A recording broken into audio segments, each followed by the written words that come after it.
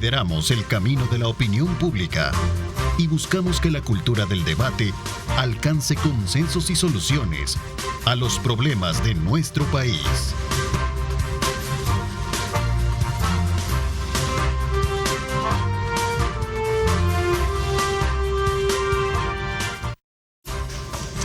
¿Qué tal? Muy buenos días. Bienvenidos una vez más a una edición de Diálogo 21. Como siempre, nos da muchísimo gusto estar con ustedes a esta hora de la mañana y continuar con nuestra programación que desde muy tempranas horas de la mañana Luis José Samayoa nos presenta junto con Luis Ernesto Mendoza, desde luego con la actualidad en cuanto a la información que ocurre en nuestro país y el mundo entero. Así es que desde ya bienvenidos en esta hora y media. Bueno, vamos este día a presentarles a nuestro invitado de hoy, el señor ministro de Justicia, Gustavo Villatoro, a quien quiero darle la más cordial bienvenido. Justicia y Seguridad, bienvenido, ministro, gracias por acompañarnos. Hola, Ernesto, un gusto estar aquí contigo y poder conectar con todos los televidentes.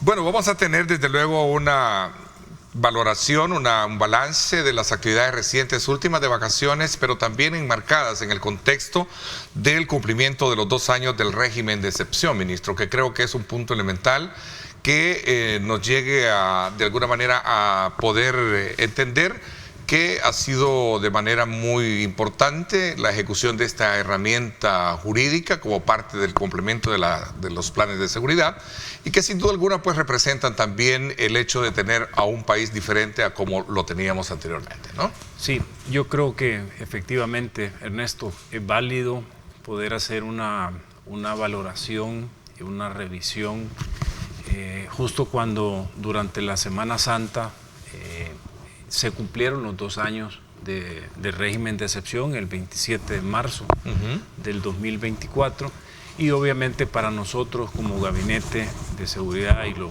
conversábamos con el señor presidente, ese día creo que se nos vienen a la mente una serie de elementos que se dieron, que se valoraron, que se tomaron decisiones, fue tiempo. Ese fin de semana, ese viernes 25, sábado 26 y domingo 27, creo que fueron días de decisiones trascendentales en el país, tan trascendentales que luego de 2 años de haberse tomado por parte del presidente Nayib Bukele esas decisiones, creo yo que más allá de la aprobación de un órgano de Estado, en este caso, el régimen nace a propuesta del órgano ejecutivo y se activa por decisión del órgano legislativo.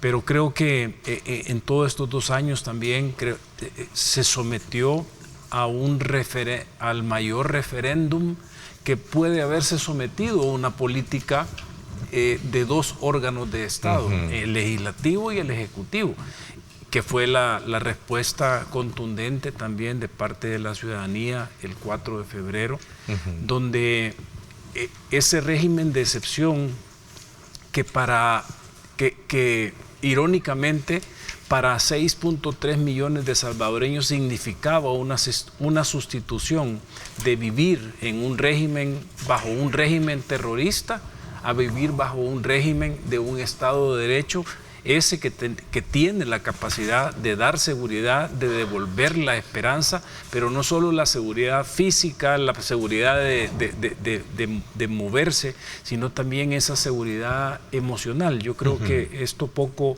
lo hemos valorado, y me lo decía hace unos días alguien que me encontré ahí caminando.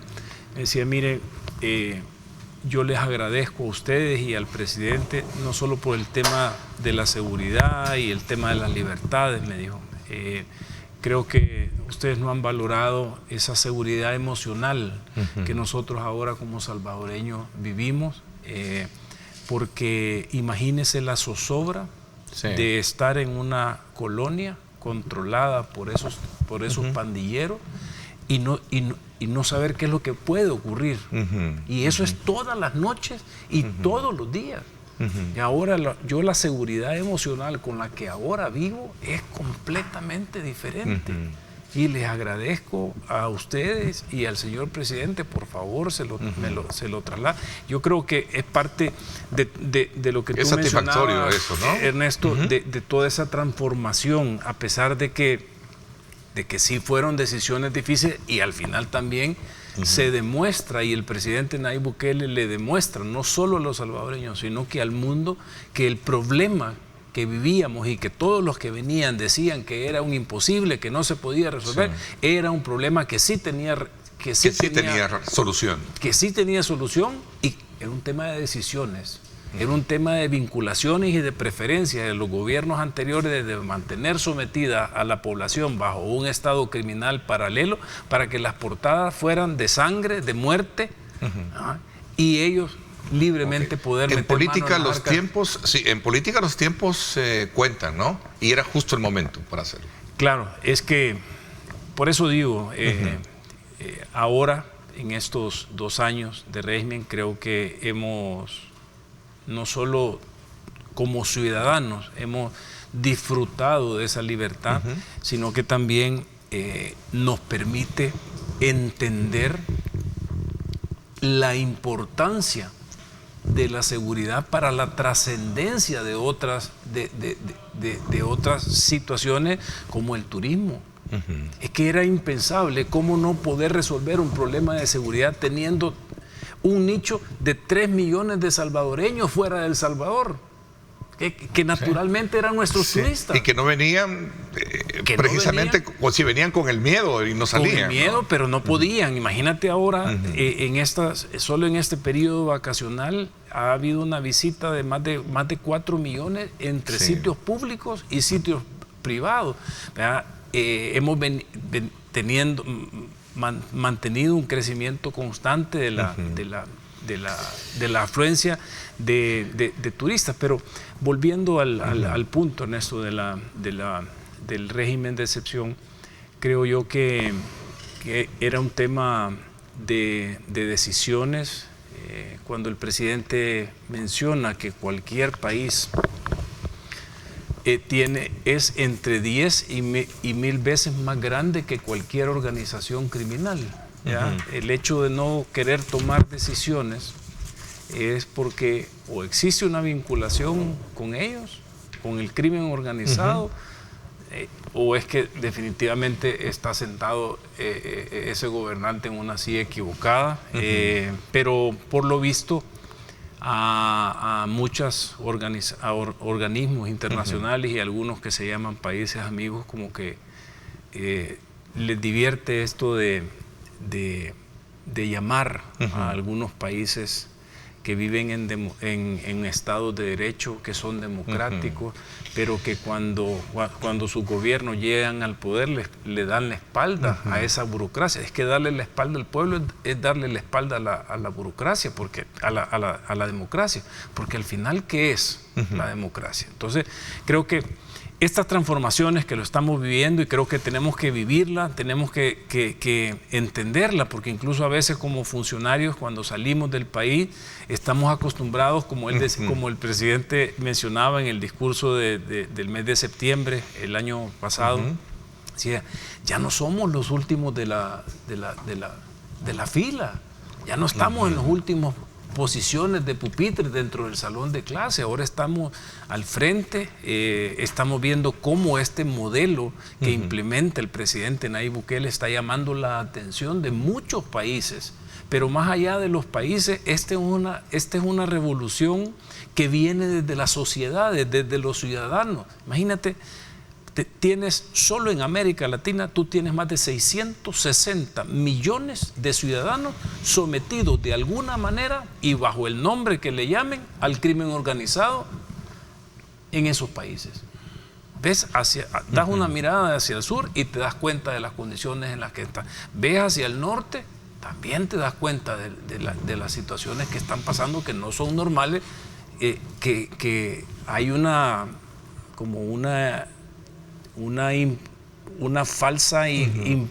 falso imposible, porque ese falso imposible, como le sirvió a los 6 gobiernos anteriores, le sirve para no resolver un problema bañarlo de que es un imposible y traer a todos los eruditos que se llaman especialistas a venir así, que era un imposible, pero lo cierto es que no era imposible. Okay. Esas voces disonantes, que, digamos, ¿qué lugar ocupan en ese análisis cuando hacen los cuestionamientos que, si bien es cierto, tenemos ahora un país diferente en materia de seguridad, donde se reconocen que bajaron el número de homicidios, que se ha desarticulado estos grupos terroristas que ahora están en el SECOT, pero que también, y lo hemos conversado, no es nuevo esto que estoy tratando la manera de encontrar en esta valoración de 2 años que estamos haciendo, ministro, que cómo han sido superadas o cómo han sido tratados estas voces que en algún momento cuestionan que este régimen también ha venido a ser atentatorio de violaciones de derechos humanos, ¿no? Mira, es parte de sus juegos de hambre. Ellos tienen que generar toda esta información. Durante estos 2 años hemos recibido una lluvia de ataques a nivel internacional queriendo plantear lo que está pasando en El Salvador desde un estadio dictatorial a un estadio de violación permanente, constante y sistemática de derechos humanos bajo el régimen de excepción, porque eso es lo que han andado vendiendo todos estos organismos internacionales afuera del país. Pero irónico, porque siempre el presidente Nayib Bukele y nosotros como gabinete hemos caminado con esa fortaleza o ese levantamiento que nosotros tenemos de las necesidades del salvadoreño, ¿ya? Y lo que hemos estado haciendo tiene respaldo popular, ¿ya? En ese sentido, si bien es cierto, ellos obviamente tienen sus agendas, pelean y todos se discuten, como dicen, por acceder a estos fondos de estos perversos, porque se nota cuando empiezan los juegos del hambre y tienen algún temita y han venido, bueno, tú creo que tienes idea de la cantidad de temas que nos han venido señalando en esta y todas diversas campañas para tratar de desprestigiar lo que estamos haciendo, pero siempre lo manifesté. Son gente que no entiende que para millones de salvadoreños esto ha tenido la capacidad de sustituir a ese régimen terrorista en el que vivían la mayoría de salvadoreños en este país por un verdadero Estado de Derecho bajo el nombre de régimen de excepción. Ministro, ese aval de legitimidad, que se obtuvo a partir de esa consulta o ese tema que surge durante la campaña y que dio el aval para el presidente en su reelección, ¿hace pensar entonces que vamos a continuar de mantener permanente el régimen de excepción? Sí, yo creo que no tenemos que confundir, Ernesto, el régimen de excepción, el plan control territorial, son planes de gobierno, no son planes de campaña comunicacionales, ni mucho menos. La responsabilidad de seguir trabajando bajo el régimen de excepción la vamos a mantener, porque precisamente tenemos que ser responsables con este fenómeno criminal que estudiamos precisamente para tener todas las herramientas para poder activar. La última herramienta que teníamos como gobierno y como Estado, precisamente para poder rescatar. Como tú, en los gobiernos anteriores, imagínate, 262 alcaldes, empezando por los gobiernos locales, que no mandaban en las comunidades. ¿Quién mandaba? Mandaban los pandilleros. Los grupos, estos grupos delincuenciales, tenían el control. Claro, y si subimos un poco, ¿tú crees que un puesto de policía mandaba en una comunidad? Creería que no, al final siempre se decía voz populi, que había hasta temor o había complicidades, etcétera, ¿no? Claro, entonces, ¿qué quiere decir? Que teníamos la mayoría del territorio salvadoreño con más de 6.3 millones de sometidos a ese estado criminal. Lo que pasa es que tenemos que entender que lo que estamos derrotando, lo que se ha destruido con estos 2 primeros años de régimen de excepción, es precisamente ese estado criminal que era el que tenía en la mayor parte el control sobre la mayor parte del territorio, tenía más de 6 millones de salvadoreños sometidos, tenía mecanismos de recaudación con su renta y sus extorsiones, eran los que impartían justicia. Si tú tenías un problema comunitario, no ibas donde un juez de paz, no ibas donde una oficina fiscal, donde un policía, ibas donde el palabrero. Sí. Y el palabrero era el que dictaba lo que se iba a hacer en ese conflicto. Y los mismos políticos decían que para poder hacer campaña en esos territorios tenían que ir a pedirle permiso. Yo lo escuché. ¿Cuántos gobiernos locales se comprometieron y se contaminaron con las pandillas? Porque precisamente si tú querías entrar, ¿quién era el que mandaba? Eso ya no existe, ministro. No existe, ya no existe. Ese estado criminal paralelo que conocimos antes del 26 de marzo del 2022 ya no existe. Ya no existe. Obviamente quedan remanentes y volvemos a tu punto, la responsabilidad de erradicar, si es que ese respaldo popular, no solo de encuestas, sino ahora con las urnas del 4 de febrero, nos dan mayor responsabilidad a nosotros. Imagínate nosotros ahorita, bueno, ya ganamos la reelección del presidente, tenemos 5 años más, levantemos el régimen. Es que no, esto no es una herramienta de política. Ayer, por cierto, y lo voy a atestiguar, conversando con unos amigos que, hablando precisamente del tema de seguridad, hablando del periodo vacacional, ellos me decían, salimos al país de Guatemala, pero le voy a decir, es un país muy bonito, pero le voy a ser bien honesto, me decían, Ernesto, nos sentíamos inseguros allá, nos sentimos más seguros acá, eso hay que decirlo. Lo digo de manera muy clara, ¿no? Sí. Muy seguro acá. Por eso entonces ahí marca la diferencia de lo que estamos hablando. Es decir, 2 años en la que, por cierto, si hablamos de homicidios, tengo acá un dato que publica el Diario Oficial, dice, El Salvador pasó de una tasa de homicidios de 105 por cada 100,000 habitantes en el 2015 a 2.4 en 2023. Y continúa la reducción de los homicidios este año, ¿no? Sí, que es parte también de los resultados. De los resultados. Ahí está, por cierto. Y es lo que define las políticas en materia de seguridad del presidente Nayib Bukele, porque a diferencia de cualquier otro tema que se aborde, cuando tú llegas con temas de seguridad, con las políticas del presidente, tú llegas con el respaldo. ¿Ya? No solo son esos los números, Ernesto, no es esa transformación de cómo pasar un país de 105 homicidios por cada 100,000 habitantes, venir con una política sistemática y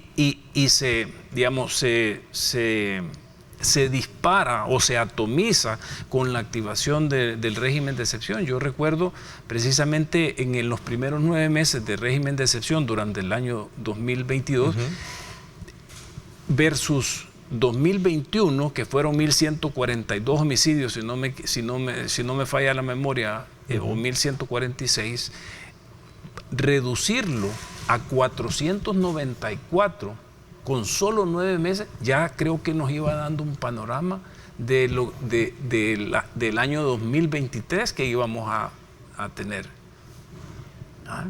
Porque se analizan los 9 meses de régimen, ¿verdad?, donde se tuvo únicamente el 35% de homicidios en 9 meses de todo el año. Quiere decir que el 65% de esos 494 homicidios ocurrieron en los primeros 3 meses del año. ¿Ya?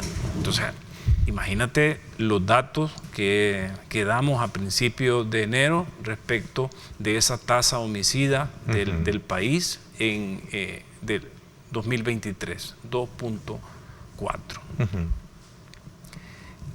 En lo que va del año, para que tengas una idea, el año pasado era un promedio de 0.4 homicidios al día. Esto obviamente son números solo para tener el dato.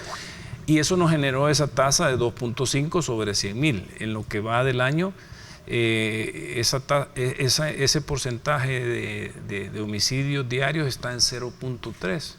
Ya con 91 días del primer trimestre nos permite técnicamente hacer una proyección y generar que, lo que esperamos para este año es una tasa entre 1.5 y 1.8 homicidios por cada 100.000 habitantes. Es que es parte de lo que tú mencionas, Ernesto, de lo que siente la gente, porque la seguridad no solo es una seguridad física, también hay una seguridad psicológica, una percepción. En definitiva, está claro que ya no estamos en nuestras casas, en nuestras colonias, en nuestras comunidades, en nuestro campo, en nuestra área rural, como estábamos. Ok. Y esto que están cayendo, ministros, que están saliendo, es producto también, diríamos, y esta es la pregunta, de la confianza que ahora tiene la población ante la autoridad, que antes no existía, porque lo que decían, ¿de qué me sirve venir a poner la denuncia si a la vuelta de la esquina, en primer lugar, vamos a hablar del sistema judicial, donde yo voy, inmediatamente se dan cuenta los mareros cuando se ponen la denuncia, ¿no? Sí, justamente es eso, Ernesto, esa frustración que por más de 20 años tuvieron nuestros ciudadanos, porque en definitiva la autoridad en el territorio no eran ni los gobiernos locales, ni el gobierno central, ni mucho menos la autoridad que aquí y en cualquier parte del mundo representa a la policía dentro de la sociedad. No existía. Y si tú te vas a revisar esa historia que decimos de dónde venimos, de ese El Salvador posguerra, te enteras que en 1994 derogaron la ley de policía, que era la que le daba las herramientas, una ley de 1904. La derogan en 1994. ¿Con qué propósito? ¿Cuál era el propósito de derogar esa ley? ¿A quién le estaban preparando el terreno? Porque no puedes decir que ese estado criminal de pandilleros en este país pasó por casualidad. Lo planificaron. 94 derogan la ley. Tenía apenas un año casi de funcionamiento la Policía Nacional Civil, que nace de los acuerdos de paz. 94 derogan la ley de policía. 1997 nos ponen la ley del menor infractor, que en aquel momento se llamaba menor infractor, para que esa sangre joven que iban a necesitar estos terroristas fuera impune. Y no les basta con eso, sino que en 1998 nos meten un código penal y procesal penal, que tú te acuerdas de esa portada. Código penal de suizo para salvadoreños. No protector de delincuentes menores, decía. Y la única mentira que nos vinieron a dar, y se gastaron millones de dólares de la Corte Suprema y del gobierno central para implementar esos códigos, fue que íbamos a sustituir el papel y que iba a ser un modelo acusatorio verbal. Mentira. Mentira. Nos dieron una herramienta para que no pudiéramos nunca derrotar al crimen organizado, a estos pandilleros. No fue de casualidad que llegó esta maldad aquí al país. Entonces, con esa responsabilidad, Ernesto, nosotros tenemos que seguir peleando, y ahora más, como hemos visto desde el año pasado, a mediados del año pasado, cómo ese miedo, ese temor, ese ver, oír y callar que implementaban estos terroristas en las comunidades se ha venido derrumbando. Es que está clara en la manifestación popular del 4 de febrero que como salvadoreños ya no queremos a estos terroristas en nuestras comunidades. Entonces, como un gobierno democrático que escucha a la población, nosotros tenemos que seguir trabajando. No me estás preguntando, pero la parte de la resolución efectiva o eficaz de los 2 homicidios que ocurren en Chalatenango y que genera la activación del cerco por parte del presidente Nayib Bukele, fue una información que viene de la ciudadanía, que activa el 123 y que nos da una luz de quiénes eran los posibles. Cae al 20 entonces el punto que hablaba, ¿no? Correcto. Sobre la confianza que ahora tiene la población para denunciar. pero es parte de ese rescate que hemos hecho de quitarle ese estado criminal. ¿Cómo tú ibas a ir a denunciar si tenías un estado criminal que era el que te iba a justiciar? ¿Cuántas de las 140,000 víctimas que tuvimos durante este gobierno criminal de pandillas en este país eran víctimas o testigos de esos procesos penales perversos que nos dejaron, que nos obligaban a sentar a un salvadoreño de bien frente a una organización terrorista? ¿Cuántos murieron, Ernesto? Por lo menos hay 40,000 muertos dentro de esos 120,000. Estos son los dos de los que hablamos del cerco, ya están capturados. Correcto. ¿Se mantiene vigente el cerco todavía pese a estas dos capturas? ¿Hay más remanentes ahí? Se mantiene. A la fecha es un poco más de 52 detenidos los que ha generado, pero lo importante de esto, de estas operaciones militares, policiales, es que si bien es cierto, el centro de toda la movilidad y el desplazamiento recae sobre 4 municipios, pero eso nunca detiene toda la actividad periférica que se hace para ir a buscar estos remanentes, de tal suerte que prácticamente estamos trabajando en la zona norte. Estos dos asesinatos que se dieron, digamos que sostienen el argumento que la lucha no está terminada, ¿no? Que todavía hay remanentes que quedan ahí. Yo creo que sí, Ernesto, lo sostiene, pero además es parte de ese análisis y ese estudio responsable. ¿Qué era un miembro de pandillas? ¿Cómo tú, frente a esa organización, podías pasar de ser un colaborador a ser un miembro de operador? A ser un miembro, porque esto es como una unción que venía de la más alto de la organización y recaía sobre ti. ¿Cómo pasabas? Matando. ¿Cómo se asciende dentro de una organización criminal? Y no lo digo yo, si lo dice la historia. ¿Quiénes han sido los grandes cabecillas de todas las organizaciones criminales que ha tenido el mundo? Los más asesinos. ¿Y cómo se asciende en una organización? Matando. Y esta, perversamente y de una forma incluso hasta diabólica, ¿cuál era el requisito para dentro de ese brincado que te hacían? Matar. No era un tema de fe, no era un tema de creencias, no son no son organizaciones terroristas de etnias, de religiones, de razas. Son organizaciones terroristas donde hay un clúster de asesinos seriales. Por eso es que no podemos. Imagínate tú cómo vas a dormir tranquilo diciendo, bueno, solo quedan, vamos a decir un número al aire, solo quedan 100 asesinos seriales libres en el país. ¿Y estos dos capturados, ministro, actuaron por sí solos o hay una voz arriba todavía de mando? Porque entiendo que al cumplirse los 2 años que se ha tenido de vigencia el régimen de excepción, de las 15 CIAs o que tienen estos grupos delincuenciales de la MS, por ejemplo, 14 están detenidos. Sí.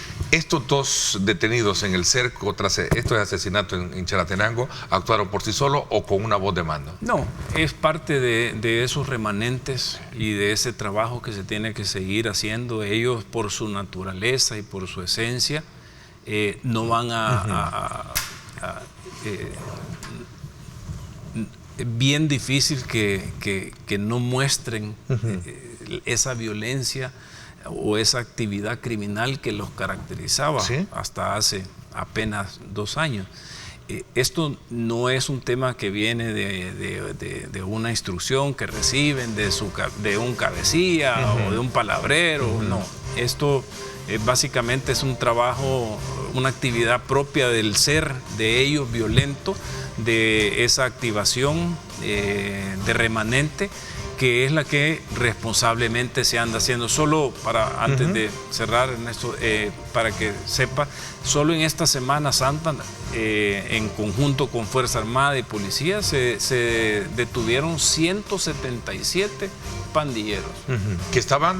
Que eran remanentes. Remanentes en diferentes sitios a nivel nacional. Sí, debidamente investigados y constatados. Que recuérdate que eso es parte de lo que dicen, ¿verdad? Que nosotros andamos capturando gente por apariencia, sí, porque tienen gorra plana, porque visten algún tipo de zapato en especial o flow. Hay un elemento ahí que señalan bajo esa lógica, ¿no? Pero es que se olvidan de esos 20 años de justicia penal perversa que nos dejaron. ¿Y a dónde encontramos el récord de todo esto? ¿Por qué los asociamos? Porque entraban y salían del sistema judicial. ¿Y quién me va a negar que son pandilleros? Si los delitos hablan por ellos. Homicidios, extorsiones, tenencia de armas, tráfico de drogas. ¿Qué son? Tatuajes. ¿Qué es? Es un niño de una organización, de estos organismos internacionales. ¿O qué es? Interesante, buen punto. Voy a hacer una pausa. Ministro, un hecho que sorprendió, hablando precisamente y retomando el periodo vacacional y esta evaluación que estamos haciendo, un hecho que sorprendió y llamó la atención es cómo la policía encuentra un cadáver envuelto en sábanas al inspeccionar un vehículo involucrado en un accidente de tránsito. ¿Cuál es el estado de esa investigación? ¿Cómo se puede ver en el contexto de un país en el cual estamos hablando, que hemos logrado controlar, desarticular grupos terroristas, tener un país seguro y tener este tipo de situaciones? Son hechos aislados. Quiero conocer un poquito el estado de la investigación, así como también otros que están por ahí. Voy a hacer una pausa, no me cambien, 7:01. Gracias por estar con nosotros.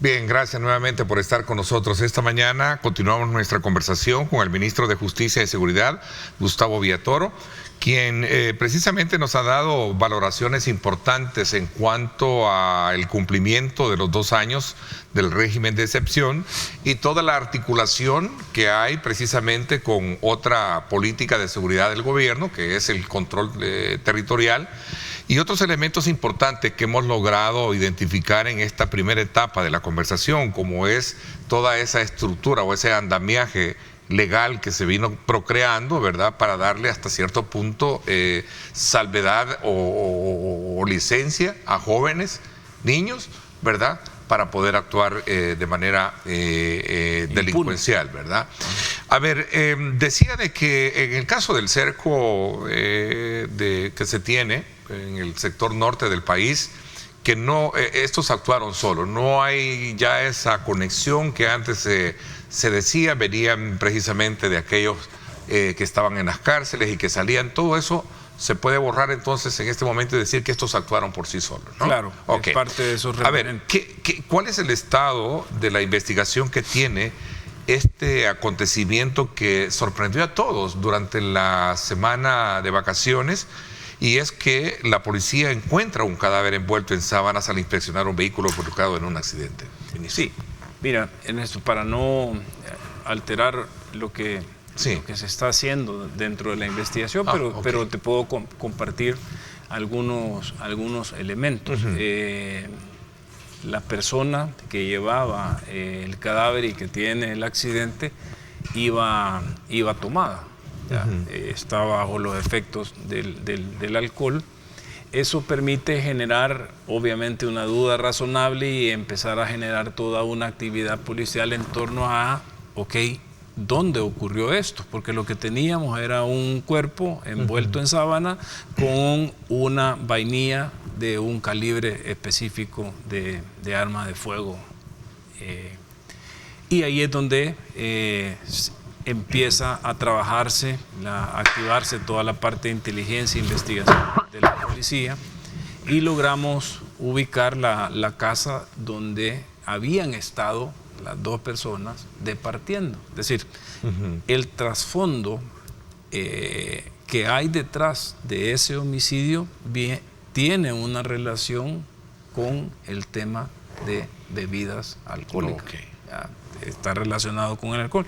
Sin embargo, obviamente las investigaciones continúan precisamente para tener una claridad del entorno en el que estas 2 personas, porque a esto si tú le pones la cantidad de dinero que llevaba uno, la disque probable generación de esos ingresos que menciona, decir, muchas aristas. Sin embargo, en el trabajo que se hace en la escena donde estuvieron departiendo, sí.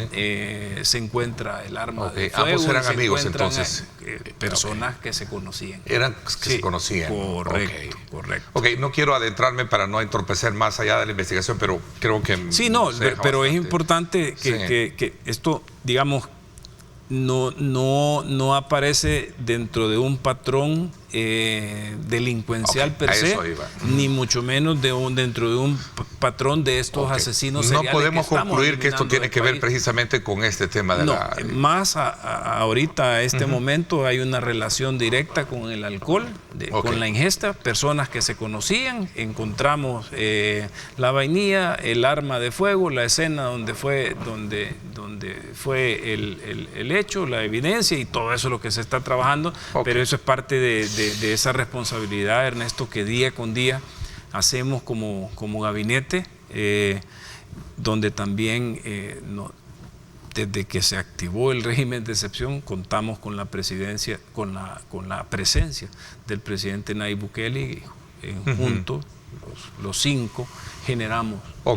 Ministro, y este caso, este otro acontecimiento, obviamente, de esta madre, bueno, no sé si llamarle madre, ¿no? En el caso de la colonia Veranda, ¿cómo está esa situación, ¿no? De esta mujer que mutila a un niño, a un bebé. Sí, ¿no?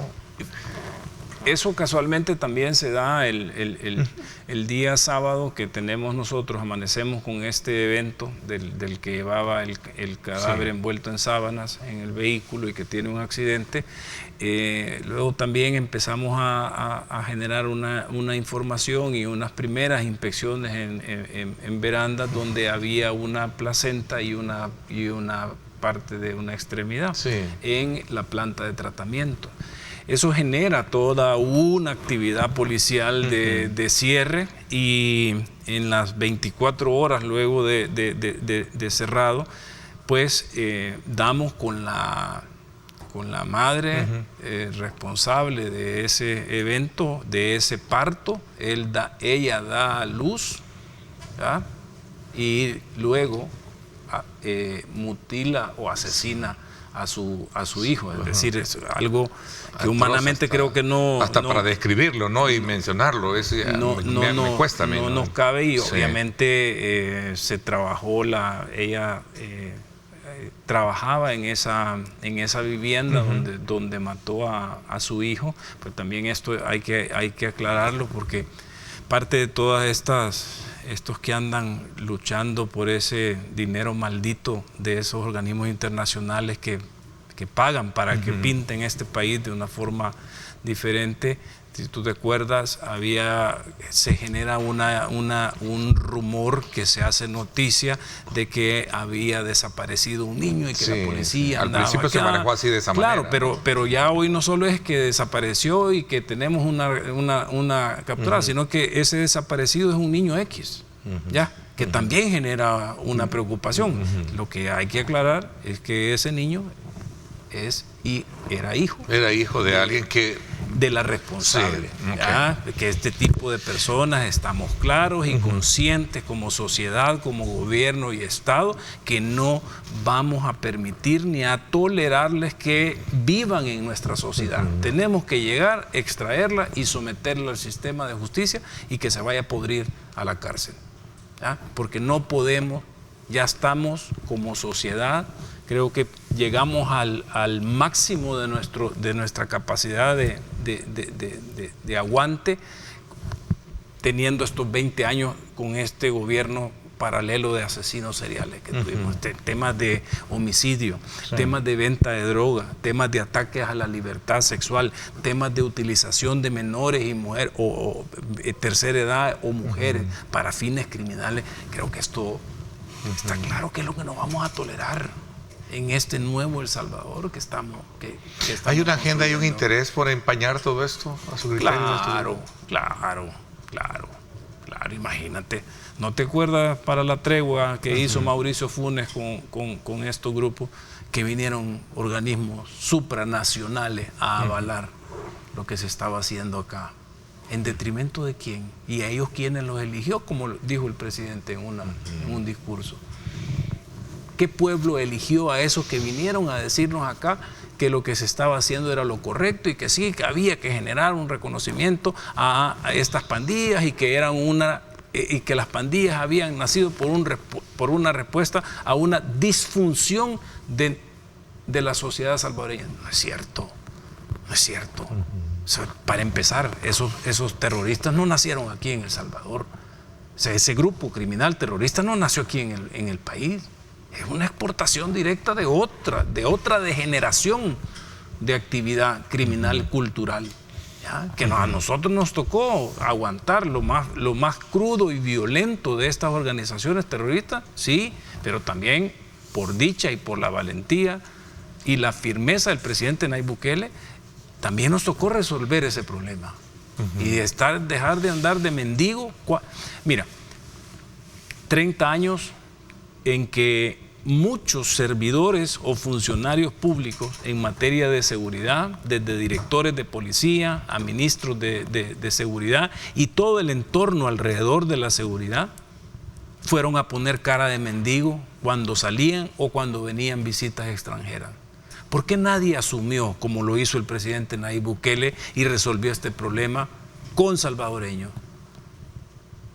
¿Qué nos dejaron 30 años de organismos internacionales, de disque eruditos y expertos en materia de seguridad, ayudas de países? Amigos, ¿qué nos dejaron? ¿Qué nos resolvieron en 30 años? Nada. Entonces, es que es lógico, Ernesto, si tú llegas a un trabajo con cara de hambre, a pedir trabajo con cara de hambre, ¿qué vas a recibir? Una oferta de salario de hambre, ¿ya? Y si tú andas de mendigo pidiendo ayuda, ¿qué es lo que recibís? Migajas. ¿Y qué es lo que estuvimos recibiendo en 30 años en este país? Migajas. Pero eran migajas transformadas en células cancerígenas donde venían estos terroristas deportados de Estados Unidos. Ministro, aprovechando su presencia, obviamente, y conocer cuál es la otra etapa que viene de ahora en adelante, ¿no?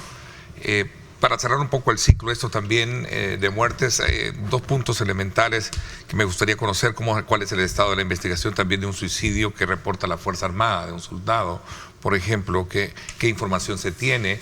Me llama la atención de esta cifra también que resaltan algunos medios y que toman como punto de referencia registros de la Dirección General de Migración y Extranjería de turistas que vienen del Ecuador y también de la India. ¿Qué control se tiene sobre la parte operativa de estas personas que entran como turistas al país, pero que sin duda alguna es, exagerado el número que me imagino que toman como punto de referencia para buscar o migrar hacia el norte, ¿no? ¿Qué información tiene? 2 elementos ahí, lo del soldado y ese tema. Bueno, mira, lo del soldado lo informó la Fuerza Armada. Fue un suicidio, aparentemente.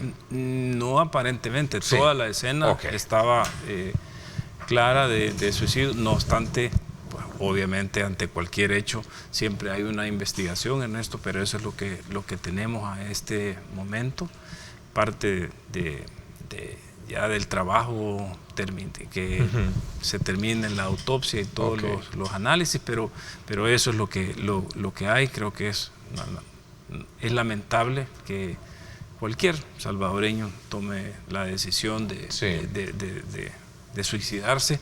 Parte de ese trabajo que tenemos que ir haciendo muchas instituciones del gobierno central y actividad de los privados para ir trabajando no solo el cuerpo, sino también la mente. Las razones como que fueron sentimentales, no tiene nada que ver con el tema de fatiga, de presión, de trabajo, por todo lo que ni lo menciones, porque le vas a dar más argumentos a estos muertos de hambre que andan peleando por dinero de estas organizaciones perversas. Yo creo que es un tema que nada que ver con todo lo que se pueda pensar. Respecto al tema de ecuatorianos y de todo lo que se ha estado viendo, obviamente nosotros tenemos un trabajo coordinado, una verificación de todos estas personas que están viniendo al país. Tú también ves toda la actividad que tenemos a nivel de todas las rutas que nos llevan a las 4 fronteras que tenemos con Guatemala y las 2 fronteras que tenemos con Honduras, y se hacen muchas detenciones durante la semana de personas que llevan a ciudadanos extranjeros, siempre en esa famosa ruta hacia el norte. Pero, es decir, nosotros desde la Dirección General de Migración pues hacemos todo el análisis que podemos hacer, porque no puedes, y ahora volvemos a esos que nos critican. Estamos en un Estado de Derecho, ¿ya? Estamos en un Estado democrático. Yo no tengo por qué asumir como funcionario de migración que todas esas personas que vienen en ese vuelo vienen con la finalidad de irse a Estados Unidos. No están cometiendo ningún delito, que es lo que yo tengo que verificar. Nada menos anoche encontramos un documento falsificado de alguien que venía en un vuelo y que tenía difusión roja. Es decir, eso es lo que te demuestra que nosotros estamos haciendo nuestro trabajo. Ahora bien, que como decimos allá en Oriente, que el falso allá en el norte, o la talanguera, como dicen acá, esté abierto y que estén dejando entrar a todos los que quieran de cualquier país del mundo, ya esa no es responsabilidad de nosotros. Lo que nosotros tenemos que hacer es un trabajo responsable en nuestras aduanas, en nuestras fronteras terrestres, en nuestra frontera, en el aeropuerto, y combatir, como lo hacemos todo, ese negocio del tráfico ilegal de personas. ¿Ya? ¿Qué viene por delante, incentivo de por qué están viniendo tanto, el incentivo creo que lo conoce mejor el Estado, que tiene abierto su portón. Ministro, ¿qué viene ahora? ¿Cuál es la siguiente etapa, ¿no? Del trabajo? Hemos logrado identificar que dentro de ese, digamos, proceso de etapas que ha tenido, el tema del control de la seguridad, el tema del control territorial, y que ha venido acompañado, desde luego, por el régimen de excepción, está ahora el tema de que tiene que ver mucho con la integración, que tiene que ver mucho con la Dirección Nacional de Integración que se ha creado y que busca de alguna manera llegar a tocar esa fibra o ese ADN social que de alguna manera muchos hoy le llaman es la mutación de la que podríamos, si no se controla, tener de estos grupos estos delincuenciales, ¿no? Sí. Menores en las escuelas haciendo señas y todo ese tipo de situaciones que no dejan de llamar la atención, ¿no? Claro. ¿Cómo está esa etapa? Mira, hay un trabajo responsable en esto, Ernesto. Precisamente haber hecho ese estudio también te permite poder generar ciertas o prever ciertas situaciones que se pueden venir hacia adelante. En primer lugar, creo que ese muro, esa intolerancia de un Estado, de un gobierno, de una sociedad sobre ese corazón criminal que tenían las pandillas, que nosotros le denominamos HEAT, es H-E-A-T. ¿Qué era? Eran homicidios, extorsiones, armas, tráfico de drogas, la T.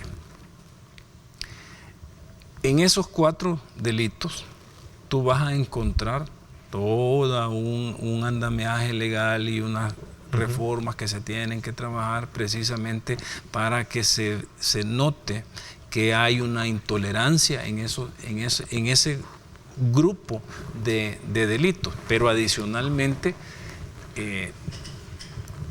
ese estudio responsable nos llevaba a establecer también algún control que los pandilleros tenían sobre los rateros. ¿Ya? Entonces, si tú quitas a ese depredador natural, entonces los rateros quedan libres.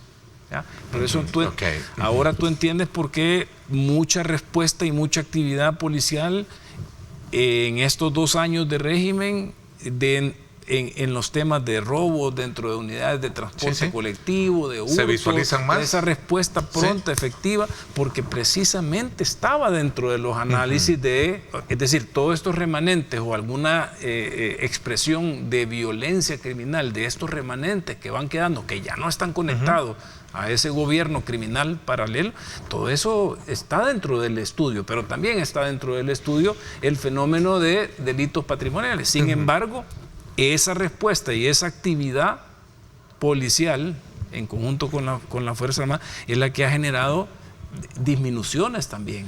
De los 70 y pico mil detenidos en el SECOT, ¿hay más todavía sueltos según las cifras que tienen? Sí. ¿Qué cantidad podemos hablar?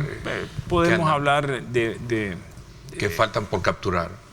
Digamos, es una cifra un poco complicada porque muchos de estos ya regresaron a sus orígenes, otros han quedado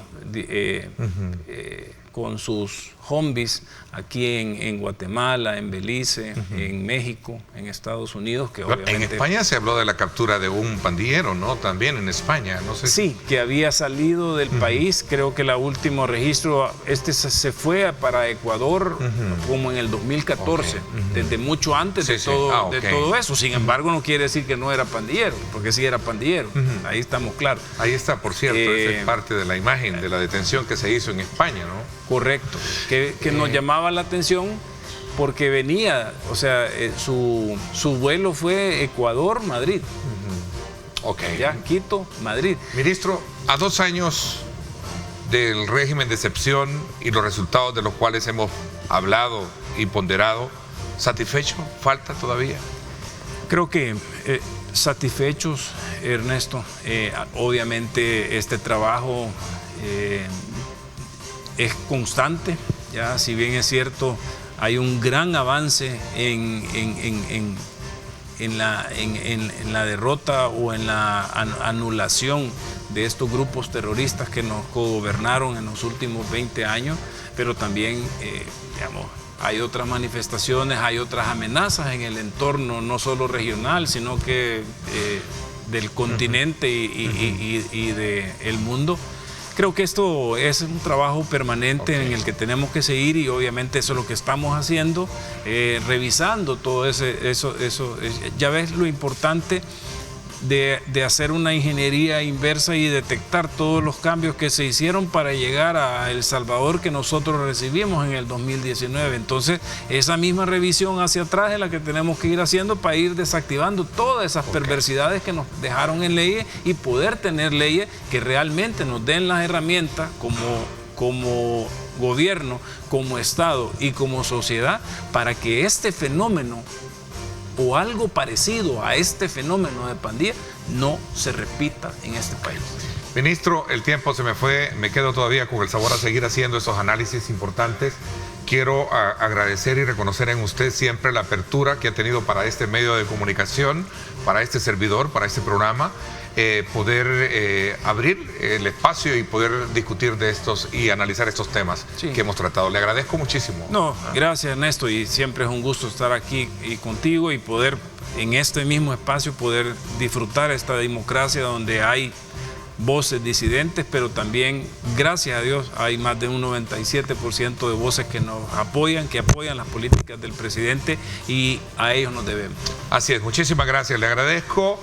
Vámonos a una pausa. En la segunda etapa del programa vamos a darle continuidad, digamos, paralelo a este tema que tiene que ver precisamente con el estado de la salud mental. Vamos a hablar con un experto en el manejo de este tema para que nos comente cuál es el diagnóstico que tiene a primera línea sobre los acontecimientos o hechos, como por ejemplo este asesinato de este menor por parte de una madre, el tema de los suicidios, en fin, tantas cosas que vamos a poner de ejemplo para poder estudiarlas con el experto en el manejo de este tema. Pausa y regresamos con más.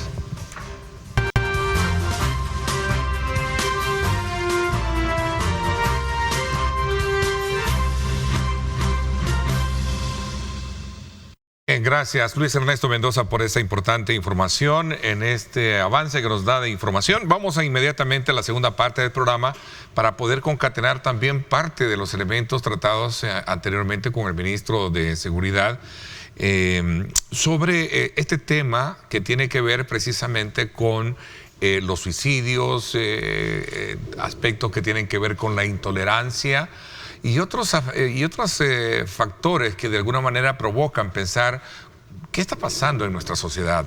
De hecho, acá en Grupo Megavisión hemos estado preocupados por este tipo de casos, de situaciones, este nuevo elemento que nos da el ministro que nos logró dar en cuanto a este vehículo en el que se encontró envuelto un cadáver, ¿verdad?, en unas sábanas al inspeccionar este vehículo. Hace preguntarnos, bueno, ¿qué está pasando? Y que eran amigos, que habían estado, o por lo menos que habían estado departiendo juntos.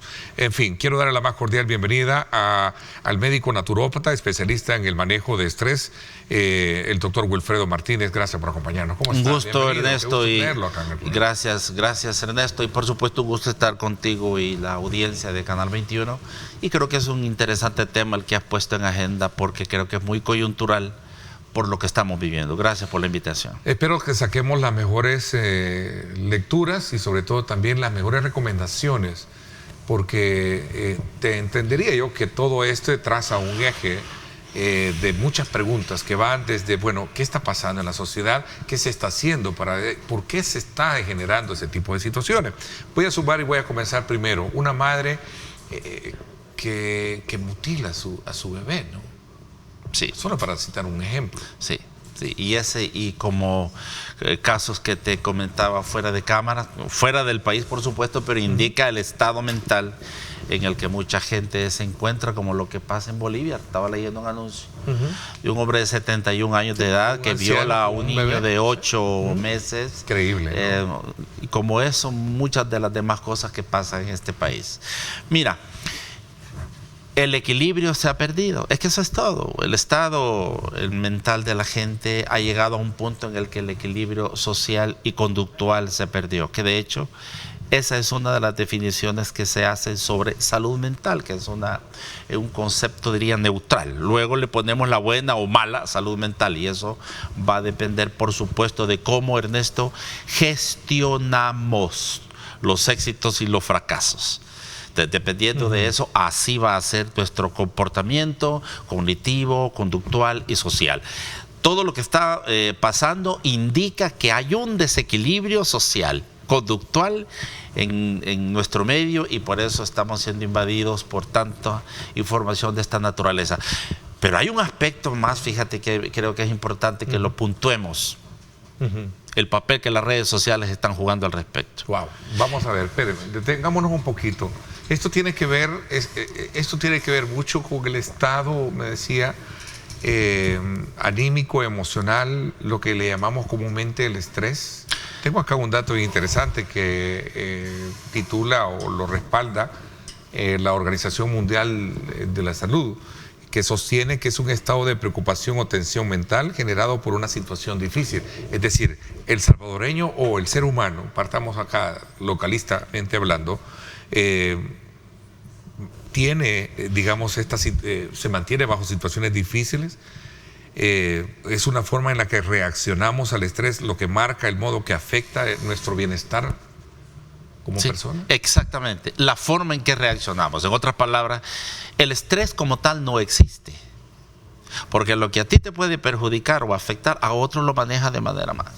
Es, como decía un doctor, la interpretación que hacemos ante un evento en particular. Es cómo interpretamos ciertas cosas lo que va incluso a regir la forma en que gestionamos. Por lo tanto, todos los comportamientos psicosociales que vemos en nuestro medio están relacionados a la interpretación que estamos haciendo de nuestro contexto. Y eso es lo que, por supuesto, está dejando demostrado todos los eventos que, parte de lo que tú has citado y de lo que a diario estamos viendo. Esto lo que indica es que el ser humano sigue siendo el responsable de las cosas que pasan. Aquí, como siempre se argumenta en psicología, nadie es culpable de las reacciones que alguien está tomando en específico. Uno es el que decide. Uno decide cómo va a gestionar cierta interpretación en un momento determinado. ¿Cómo puedo yo interpretar y aplicar eso en una madre que se escena que mutila a un bebé? Hay un buen porcentaje del comportamiento o de ese tipo de reacciones de estas personas están muy relacionados con el impacto que está teniendo. Es increíble lo que va a decir, los medios de comunicación. Es decir, en todo esto las redes sociales están jugando, Ernesto, un papel demasiado preponderante. Es bien difícil.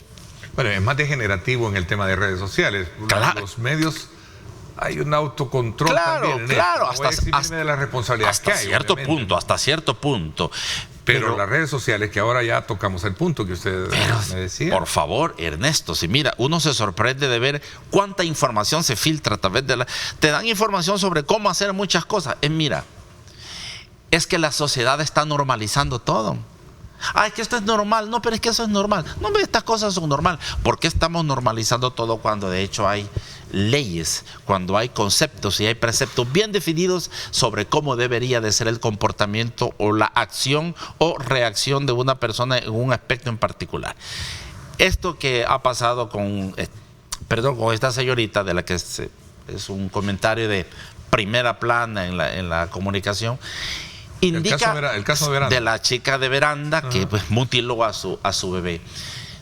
Ella no pudo gestionar de alguna manera algo que está pasando. Y yo creo que si el área de la psicología profundiza en este caso muy intrínseco de ella, ahí hay algo desde el lado emocional que ella no pudo manejar. De hecho, si bien es cierto que Sigmund Freud dijo en una ocasión que las emociones que uno no expresa, estas nunca mueren, sino que solamente se convierten en enfermedades en tu cuerpo. Sí, pero eso que Sigmund Freud dijo, padre del psicoanálisis, tiene una connotación no solamente desde el punto de vista biológico en el ser humano, sino también en su estado mental.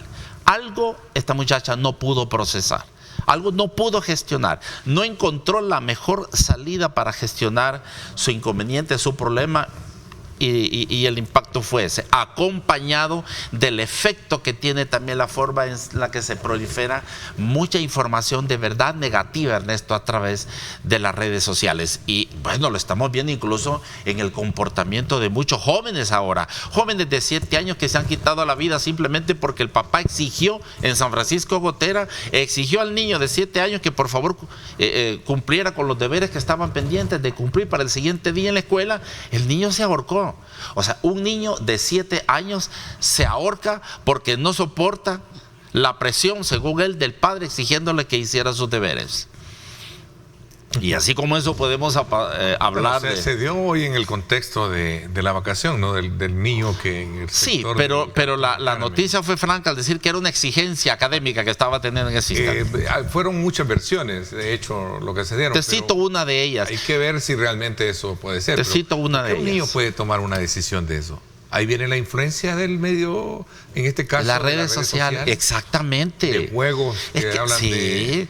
Sí. ¿Cuántos niños hay que agarra la tablet y la tira porque en el juego que él estaba teniendo, y que estaba bien compenetrado, se frustró?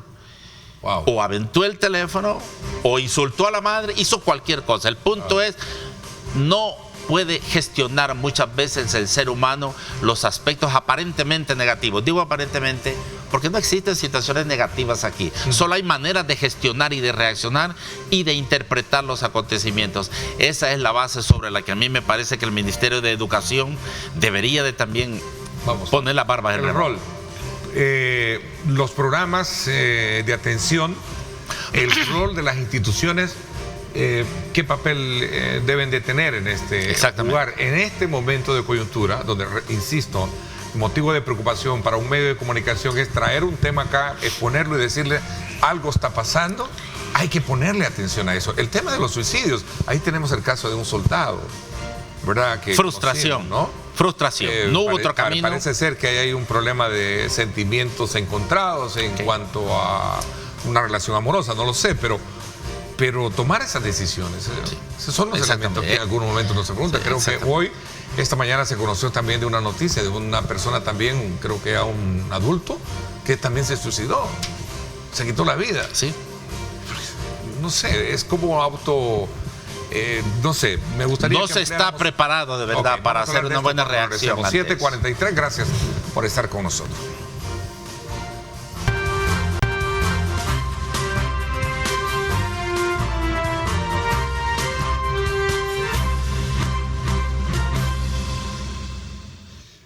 Bien, gracias nuevamente por estar con nosotros.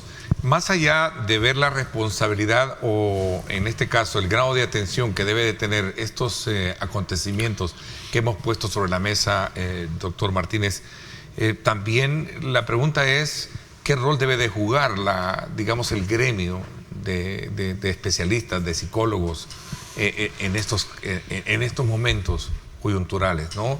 En la que estamos viendo una continuidad de sucesos que nos llevan a la preocupación, pero también a la ocupación del problema. Quiero establecer una base importante. Hipócrates, el padre de la medicina, le dijo a los alumnos médicos de su tiempo: miren, antes que quieran curar el cuerpo, curen el alma, cúrenle las emociones a la gente. Sigmund Freud dice: las emociones que uno no expresa, estas nunca mueren, solo se convierten en enfermedades en tu cuerpo. Y Paracelso acuña un término, el término que se explica como enfermedad psicosomática, psico-mente, soma-cuerpo. Es decir, lo que al cuerpo le pasa al final porque el embate mental fue difícil de controlar. Si lo vemos desde el punto de vista biológico y la reacción, esto tiene muchísimo que ver con una causa importante que hay que tratar, y son las emociones antes que cualquier otra cosa. Todos los comportamientos que estamos viendo y las malas noticias respecto a los acontecimientos recientes tienen una base, Ernesto, y es el manejo de los conflictos emocionales. En la medida que una persona no pueda manejar los conflictos emocionales, se le hará bastante difícil. Si no puede controlar sus propias cosas, no va a poder controlar su contexto social y familiar. Entonces, Ministerio de Educación, el espectro de psicólogos tienen un papel enorme en esto, y por supuesto que, dado que hay nuevas leyes ahora como el nacer o crecer con cariño, que suena interesante, creo que de verdad a la base de esto hay que colocar una considerable, diría, o importante participación en el papel de los padres. Te lo digo por esta razón. A mí me sorprende que mandan de vacaciones a los niños de una vacación determinada, pero van con una cantidad de deberes imposible para tener vacaciones. Ese es un aspecto que creo que hay que analizar, porque a la base de esto hay preparación, hay descanso, hay relax, hay formación, hay alegría, hay diversión. Pero cuando se carga a un niño antes de irse a vacaciones con una enorme cantidad de deberes, por supuesto que estamos generando una carga enorme, y no solamente al alumno, a los padres, porque los padres tienen que hacer los deberes con sus hijos. Entonces, no hay vacación ni para los hijos ni para los padres. Creo que ese es un aspecto interesante en la parte de la educación que debe de analizarse. Desde por allí, Ernesto, empieza a aparecer una serie de situaciones. La gente no tiene tiempo para leerse un libro, no tiene tiempo para reflexionar, no hay tiempo para meditar en eso. Para abrazar un árbol, como lo sugieren muchos, sí, ¿no? La descarga de energía. Sí. Hay sintomatologías. O quitarse los zapatos, simplemente entrar a su casa y andar descalzo, ¿sí? Para repolarizarse. Síntomas de problemas en la salud mental. Tenemos ahí unos datos preparados por nuestro equipo de producción que identifican aspectos que en su momento nos pueden hacer sonar las alarmas, ¿no? ¿Sí? Tristeza, sí, desánimo, pensamientos confusos, todos esos elementos, doctor. Sí, desde el punto de vista psicoemocional, por supuesto. Y ahí tenemos, y hay que agregar esquizofrenia, comportamientos bipolares, la depresión, que a partir del 2020 en El Salvador ha crecido los niveles de depresión, sumado a todo lo que están pasando acá. Un padre o un familiar de una persona con esta sintomatología es para que se ponga, como decimos a buen caló popular, las pilas y buscar auxilio, que ponga las barbas en remojo. De inmediato llame al psicólogo y pida ayuda. Es que no va a poder lidiar con todo. Aquí viene la pregunta de lo que usted decía, las instituciones, los roles que juegan, ¿no? Ahí es donde la parte educativa de verdad juega un papel tan importante. Es que mira, un país o un mundo educado es un mundo respetuoso. Digo educado, no formado académicamente, porque la formación académica no es sinónimo de buen comportamiento y de buena conducta. En el mundo, en los gobiernos o lo que sea, han habido personas académicamente bien preparadas, pero que no han dejado un buen lastre a la sociedad.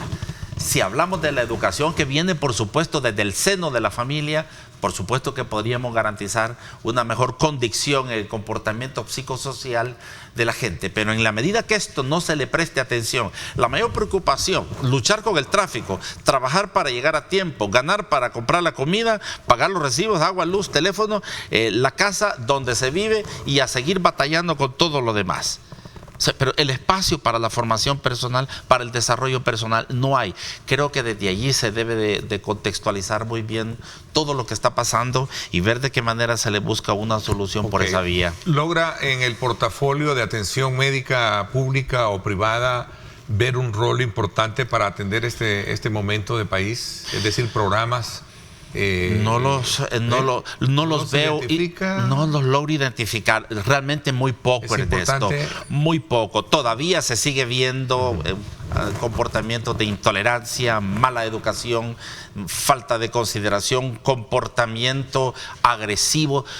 Preocupa esto y las redes sociales están inundadas de los ejemplos no dignos de imitar de muchos hijos. Padres, por ejemplo, que están utilizando la tablet o el teléfono como la nana. Es decir, deja de estar molestando, toma el teléfono. El niño se calma, quítale el teléfono, hace berrinches que llaman poderosamente la atención. Vale la pena, Ernesto, citar algo, un meme que me llamó poderosamente la atención. Risible, pero creo que vale la pena. Decía el meme, algo digno de revisarse, algo triste decía, pero madre e hija se encuentran en su misma casa gracias al hecho de que les cortaron el internet. Es una cosa de verdad figurativa que hay que analizarla, pero eso es muy cierto. La familia llega a sus casas y lo primero que juega un papel importante dentro de la familia son los teléfonos. Se sientan a comer. Yo visité un restaurante en algún momento, los 4 hicieron una orden de comida, se sentaron alrededor de la mesa y los 4 sacaron el teléfono y no se dirigieron la palabra en media hora que yo estuve al frente. ¿Dónde estamos en la parte de la educación y sobre todo qué está pasando en el seno familiar? Todo viene desde allí. Y como dijo el historiador Will Durant en el libro de la historia de la civilización, que cuando el entero planeta se ha ido a pique o cuando un país entero se ha ido a pique es porque los problemas han comenzado desde el interior de las familias. Esa es la parte que hay que fortalecer. Ok, familia, sociedad, intolerancia, ¿no? Mucha intolerancia. El tráfico, por ejemplo, es uno de ellos. Sí. Voy a hacer una pausa y regresamos un poco en esa lectura interesante que nos está haciendo con relación a esas sintomatologías que se expresan previo a una situación más compleja, claro, difícil para alguien y lamentablemente para llegar a tomar decisiones que no son positivas. Voy a la pausa, no me cambie, regresamos.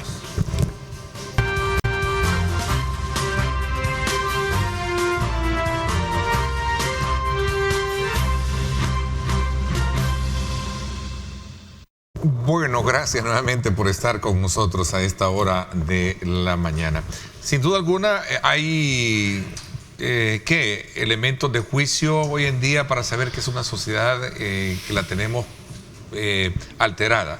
El tema de la intolerancia a la hora de conducir, a la hora de manejarse en el tráfico, es quizás un denominador común, encontrar reacciones, intolerancia, ¿no? Pleitos, agresiones, tantas cosas que se están dando. Sí. Esto es para poner, digamos, las barbas en remojo, decía usted. Sí, Luciano. la gente ha perdido la conciencia de esto, la conciencia de sí mismo. Conciencia es eso, conciencia, conocimiento de uno mismo. el ser humano perdió completamente la perspectiva de todo eso, perdió el respeto, no le interesan los intereses, valga la redundancia, de la otra persona. El salvadoreño, digámoslo así, en este caso, está simplemente vigilando su propio interés personal. No importa lo que le pase al otro, aquí lo que interesa es que yo llegue a tiempo, que llegue primero, que sea el primero. Como decía alguien, primero tengo que ser yo, segundo tengo que ser yo, tercero tengo que ser yo, y cuarto, y si sobra, pues también yo. Estamos viviendo en la era del yoísmo. Y lo estamos viendo a través de los diferentes comportamientos de la gente. Y muchos de esos detonantes están teniendo que ver también con los acontecimientos que recientemente estamos observando a nivel nacional. En realidad, tiene un trabajo bastante fuerte. No diría solamente la policía, porque al final es el ente que tiene que buscar la manera de regularidad, capturar al que hace algo malo, pero las personas que se están viendo muy inmersas en estos comportamientos, estas reacciones, atentar contra su vida, atentar contra la vida de los demás, ahí hay un problema muy intrínseco que la gente tiene que analizar. Doctor, una pregunta clave que corona un poco el inicio de la conversación esta mañana con el ministro de Seguridad. Si tenemos a un país que cambia un poco el chip en la persona para saber que antes vivíamos asediados por un auge delincuencial y ahora está mermado, controlado, neutralizado prácticamente en su totalidad, ¿por qué tenemos este tipo de situaciones? Interesante. Todavía no se acostumbra. Es que mira, el cuerpo y la mente se acostumbra a algo. Somos seres humanos de hábitos. Somos entes de hábitos. Le está costando al salvadoreño entender que el contexto en el que vive es distinto, que ahora puede circular con mayor tranquilidad en algunas zonas de su país. No estoy tratando de no ser muy parcial en esto. Trato de establecer un concepto muy general porque lo veo en la clínica. Gran parte de las reacciones de salud de los pacientes en la clínica, Ernesto, están muy relacionados con todo lo que han tenido que vivir en la parte delincuencial. Pero le está costando a la mente del salvadoreño entender que el contexto en el que está ya no es el mismo, que tiene una condición que le permite en buena medida avanzar, trascender en esto, y no solo él, su familia, su contexto, pueden mejorar las condiciones si están haciendo una interpretación correcta. Es que aquí lo que pasa es que, de nuevo, afectan las redes sociales, cómo se prolifera la información, y lamentablemente, y creo que lo tengo que decir de esta forma, hay lo que se dice tanques, entre comillas, tanques de pensamiento que tienen con sus opiniones y conceptos un efecto muy poderoso en la gente. Entonces la gente les cree. Creen que es el gurú que opina al respecto, el médico, el que sea. Wow, es que si él piensa así, entonces las cosas son así. Esta persona puede estar totalmente equivocada. A ver, porque más fácil es entender la situación para alguien que venga y diga, si yo estaba rodeado en mi barrio, en mi pasaje, y ahora no, aquí está pasando algo bueno, ¿no? Yo paso, pero ahora no tengo nada. Sí. Entonces ahora y no estamos hablando ni a favor ni en contra de un sistema, sino de una condición en la que reconociendo de que tenemos un país diferente, ¿no? Sí, así es. Y deberíamos de vivir diferente. Sí, es que mira, el ser humano se acostumbra al dolor. Somos, se me olvidó el término, pero estamos acostumbrados a sufrir. Tal parece que hace falta. Al cuerpo le cuesta irse adaptando a los cambios, a la mente le cuesta adaptarse a los cambios. Esto hay que esperar unos 5 años para que el chip cambie. ¿Qué recomendación para el cierre de esto? Hay una recomendación interesante, gracias por la pregunta, Ernesto. Características que tiene que tener una persona que se puede decir que tiene sana salud mental. 1, satisfechos consigo mismo. La persona debería de sentirse satisfecha consigo mismo. Controlan sus propias emociones y no permiten que la manera en que están gestionando sus emociones tenga un efecto negativo en otros. 3, toleran la frustración. Saben procesarla, saben gestionar la frustración, saben cómo canalizarla, buscan ayuda, no toman reacciones a la ligera, muestran una actitud tolerante, y eso se nota en las carreteras, cuando uno hace cola en un banco, en un supermercado. Valoran sus habilidades sin sobreestimarlas, es decir, mantienen los pies puestos sobre la tierra, son realistas, saben dónde están parados. Por otro lado, se respetan a sí mismos. Las personas mentalmente sanas tienen respeto por ellas mismas, afrontan las situaciones negativas de la vida y saben mantener el equilibrio psicosocial. Ok, doctor, como siempre, agradecido con usted que nos acompañe y nos dé esas palabras importantes, motivacionales y sobre todo también para buscar auxilio cuando se necesite. Gracias. A menos para reflexionar en este poco sobre Le agradezco muchísimo. Gracias a ti por la invitación. Saludos. 8 de la mañana en punto. Por mi parte, esto es todo por hoy. Quédese con nosotros. Llénese de alegría, llénese de mucha paz y tranquilidad.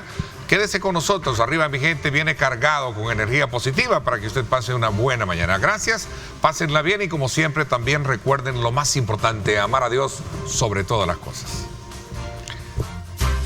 Lideramos el camino de la opinión pública y buscamos que la cultura del debate alcance consensos y soluciones a los problemas de nuestro país.